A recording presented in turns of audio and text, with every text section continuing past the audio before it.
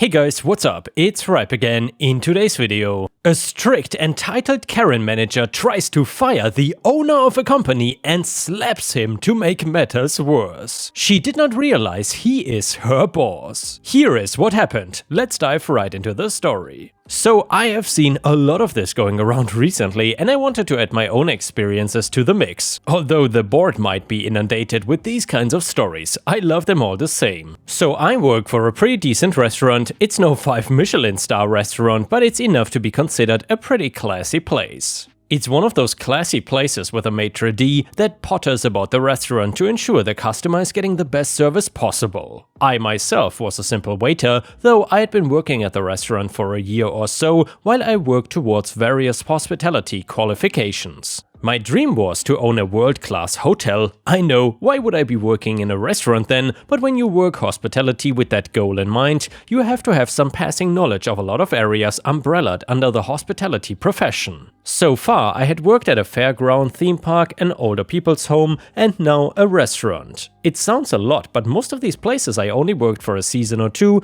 and then moved on to gain experience elsewhere. With my studies coming to a head, I was looking at jobs more geared towards the sort of thing I was looking for, and in this case I was a waiter in a top restaurant. The Karen in question was the manager, and she had a huge problem with me from the get-go. I don't think she liked me because I was not in it for the long haul, as she would put it. Karen expected people to be 100% committed to the job. She hates seasonal workers and college students who are only looking to earn a weekly income to help pay their way through college. We have a lot of them, and our general turnaround is quite high because of this. Normally, waitstaff will last a year or two, and I was no different, so she hated me. So anyways, the owner of the restaurant wanted to push us onto the next star, so he spent a lot of time talking about the restaurant and the kitchen, trying to figure out where the best places were for improvement. He thought the best way to do this was to work different jobs and see how things were done directly, rather than rely on the feedback of managers and stuff. I don't know why, I just guess he was a very hands-on person, which is strange because I had rarely ever seen him about the restaurant. It might have been for this reason that the owner decided to work. It was all good fun. When we got briefed the owner was doing this, it was a very tense time and people were panicking and getting stressed, making sure everything was perfectly presented and stuff. So we were run off our feet almost constantly and we were working pretty long shifts to get everything ready. Now I know what you're thinking, if the owner was this active before they started to work the restaurant, then why did not Karen know? Well, Karen has the habit of saving up all her holiday so that she can spend nearly a full month away sunning herself in the Maldives or something. She was not stupid about it though. She would always go during the off-peak season, which was normally over the months leading up to Christmas. My guess was always because people did not have money left as it was all spent on the festive season. The owner also thought this was the best time to do his study as it would be the least busy and the least bit disruptive. The weeks go by and the owner working the restaurant was actually a lot of fun. He was a very down-to-earth person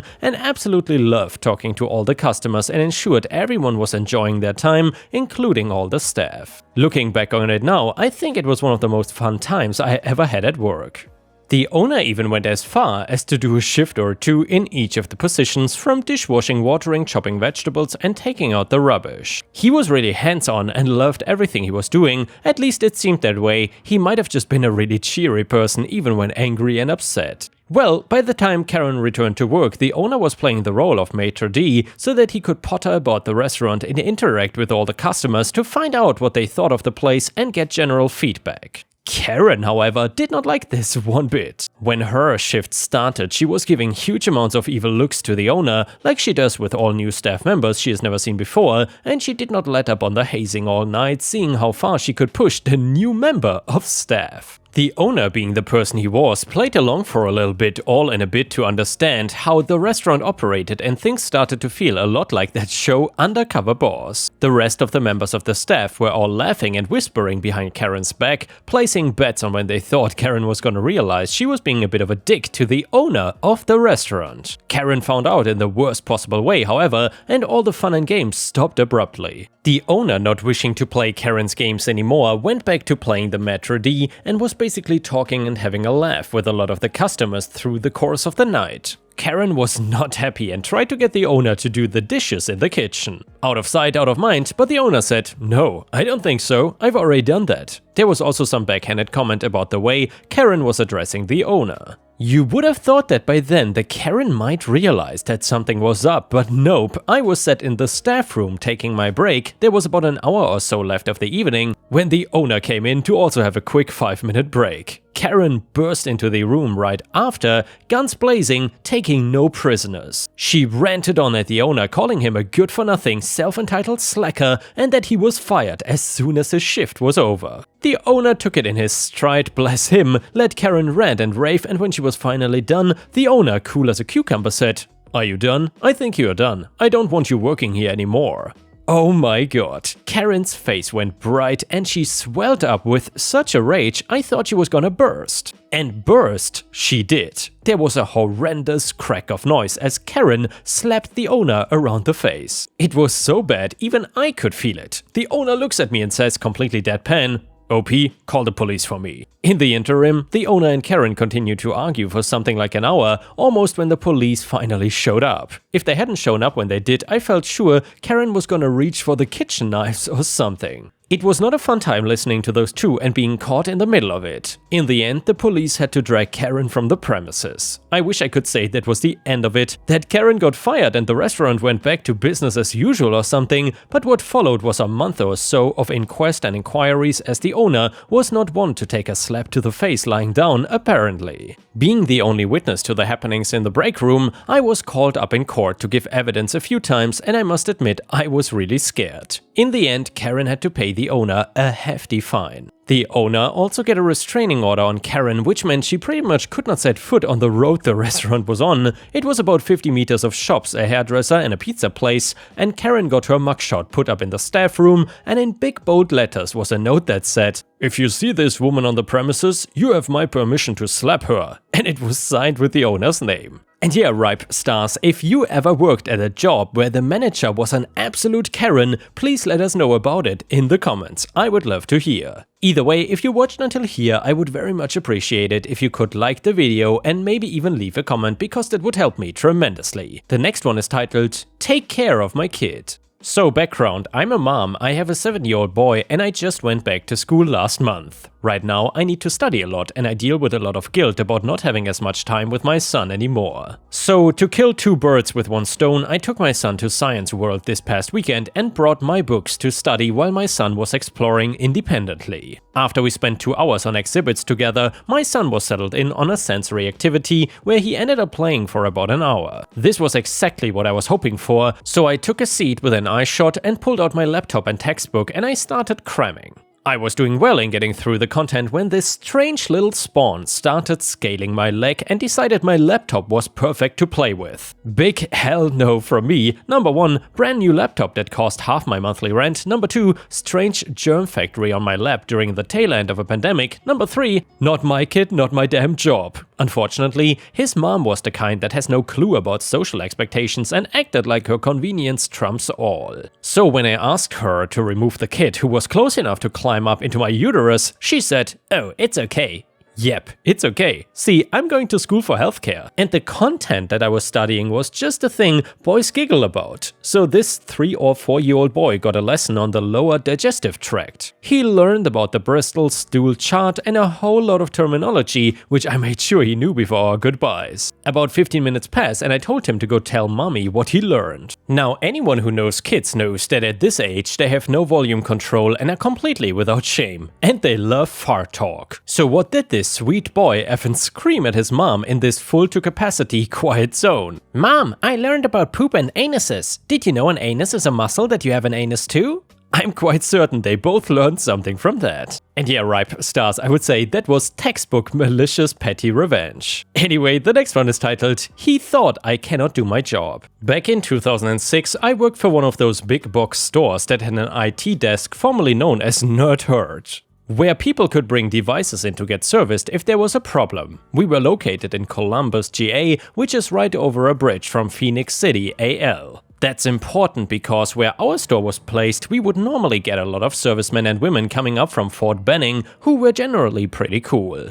But we would also get folks, mostly from Alabama, who were, let's just say, slightly unfavorable to folks of a certain skin color or gender. No offense to those who live in Alabama, who are totally awesome, you know who you are. Anyway, I'm a 5'1" girl who at the time weighed a total of 120 pounds soaking wet. I was practically a hobbit. I was also one of the lead technicians in their department. I was the one the new hires went to if they were confused or couldn't troubleshoot certain problems. The team I worked with was amazing, the general manager of the store was great, and the supervisor of my department was the man. I would regularly go out for drinks with these people, one of the best places I've ever worked, even though it was retail. Well, then one day I'm working the counter to check customers in and do evaluations and diagnostics to give an estimate of what the repair price would be. In comes, let's call him Joe. He wore a cut-off t-shirt, worn denim jeans and a baseball cap with a Confederate flag on it that just barely covered his business in the front, party in the back haircut.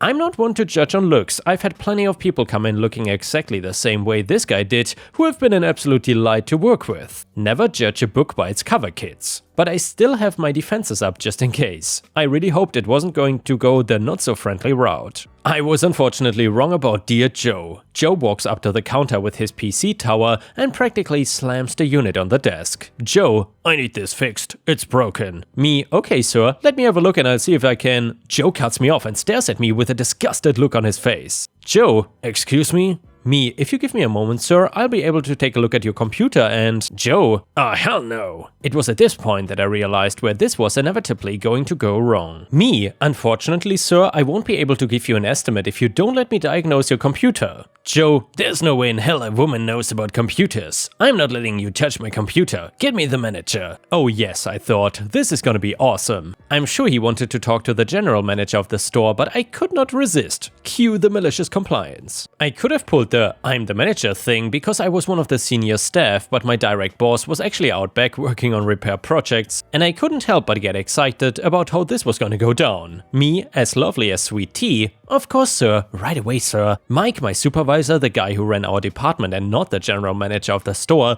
was elbow deep in a motherboard replacement, and when I walked in, I gave him the biggest crap-eating grin. Me, hey Mike, there's a guy out there asking for the manager. He looks at me confused because he was just a supervisor, but I then proceeded to tell him exactly what was waiting for him out front. His face split into the brightest smile, and he then proceeded to walk out to the front. Have I mentioned that Mike is a 6'3", 280 pounds black man who looked like he could eat a Mack truck for lunch? He was such a big lovable teddy bear. We all adored him, and the moment Mike stepped out, the customer freaked out. Mike, hello sir, I hear there's a problem. Joe lost it. It started with a F no, before devolving into a racist tirade that I've never witnessed before in my life. I'm from Massachusetts, so this was awful yet amazing to watch, like a car crash. I just couldn't look away. Not that we have no racism in the Northeast, but damn, Joe kept screaming using the nastiest slur, you know the one, over and over again, while staff and customers alike watched in blatant horror. Security ended up having to come over to try to calm the man down. Our entire security team was black as well, so naturally, Joe even went more crazy. Eventually, the police had to be called because the man was threatening me, calling me a cunt and a bitch, and threatening security and my boss, using that word that is not okay. My general manager got called out of his office and immediately called the police to have the man removed. God bless whichever dispatcher who received the call was, because they dispatched 2 black officers to the scene.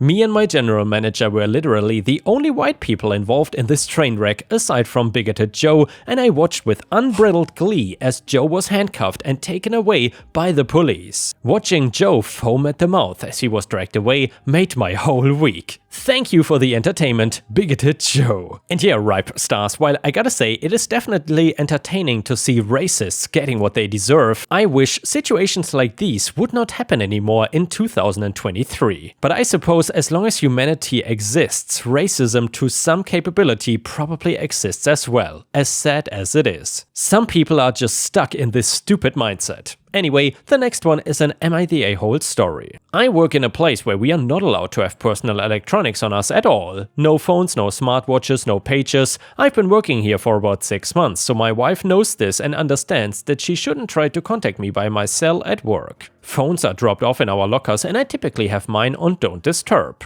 Before this incident, my phone has never gone off in the locker before. Recently, there was a pretty big fire at a secondary worksite that I do work at occasionally, but that day I was working at the main building. Local news covered the fire before I found out about it because again, no electronics. Plus the work we do isolates us a bit, so news travels pretty slowly. There were a few casualties, a lot of seriously injured folk. My wife had been watching the news from home and started freaking out, I guess. She called me 20 freaking times, which, and I didn't know this was possible, overrode my D&D and my phone was ringing for a while in my locker. In the middle of my shift, I got called into my manager's office and was chewed out and written up for my phone making too much noise. They told me to go take care of whatever it was making my phone go off before I went back to work. I won't lie, when I saw those 20 missed calls from my wife, I was seriously pissed off. Like I said, she knows not to try to contact me directly, and a citation hurt my chances of getting a raise or promotion. I called her back and she was sobbing and asking me if I was okay. I said of course I was okay and asked what the F was wrong with her to call me so many times. She was still crying and started talking about the fire. After that, I started half yelling at her about all the reasons it was dumb of her to call me. When I got home, she was super upset with me. I apologized for yelling, but she refused to talk. She's been very chilly the past few days and sleeping in our daughter's room. I know it was not the best decision to yell at her, but I still think my anger is justified. Number 1, she knows I don't work in the secondary worksite very often, and number 2, she knows that I cannot be contacted directly and she could have just called the office. Number 3, 20 calls is absolutely insane. Am I the a-hole here? And yeah, Ripe Stars, let us know what you think about this in the comments. Do you think OP is being the a-hole here or not? Comment number 1, you're the a-hole, holy F, she was concerned for your safety. Also, just have your phone on silent and then it won't matter how many times people call or text you. Comment number 2, you're the a-hole, your wife was worried that you could have been killed and you're upset that she was checks notes concerned about you? Do you not understand human emotions? She was panicking, she wasn't thinking about your possible promotion, she was thinking that you could be seriously hurt or even dead. All she wanted to do in that moment was hear your voice and hear it tell her that you're okay and that you love her and you will be safe. But instead, when she finally does, she hears it berate her and call her dumb. That being said, your employees are the biggest a-holes going, your place of work is on fire and they don't say, hey, go let your loved ones know that you're okay. Who wants to work for such psychopaths? This one is titled, How I Won Against the HOA. I live in a townhome with a deck on the end of the unit with the highest visibility to the street, and the rule of the HOA are very specific as to the color of the deck. Just 2 stain choices and 1 company you are supposed to only use, and they cannot be tinted. 1 is natural and 1 is brown. The deck did not need replacement, but some of the boards were rotten and it needed a step down for the safety of its cedar. One weekend I removed the bad board rail elements and bought wood. The next weekend I cut and installed the boards. Then there was an HOA meeting that I felt best to attend. I specifically asked for the color and explained that I was staining my deck this weekend and know how sensitive they are to color. They told me the colors were redwood and brown. Well, brown sucks and the wood was cedar, so I went with redwood. When you first lay a stain down, it is bright. So now I had a repaired bright red deck. It looks like I slaughtered animals on, it is highly visible, and I spoke with many of the community walking their dogs while I worked. Everyone was very receptive to the deck repair, but once the stain went on, everybody told me it was the wrong color. I made sure to download the handbook and check the stain to be sure it was exactly correct. You know what happened next. I received a letter that informed me that my deck was in violation and I had to fix it immediately. I reached out to our management company and said that I want to contest the violation and that I will not change a thing. If they want to pay someone to come strip and restrain, I will allow it. I said that and she put it on the schedule for the next meeting that was phone only, and they kept me muted the whole time. The president was angry that it was the wrong color, and so were others on the board. Since I was not allowed to say anything, I was getting pissed. So then I emailed the management team, one of which was in the meeting. I sent her a photo of the stained lid and the page from the bylaws that define the colors and my repeated message of you pay for it. Within a minute of sending it to management and her forwarding it to the board, there was silence. The president spoke very calmly and said that he had no clue about the color change and the rest of the board did. Then he removed the violation and said it was their fault, and if the board wanted the color change, they were paying for it. Guess who has a red deck? Yes, that's me. And with this, we have reached the end of the video. However, if you cannot get enough of my content, please check out my endless playlist, where you can find thousands of hours of content. In addition, please don't forget to subscribe to my channel to not miss any of my daily uploads. Thank you so much in advance, and I hope to see you again tomorrow.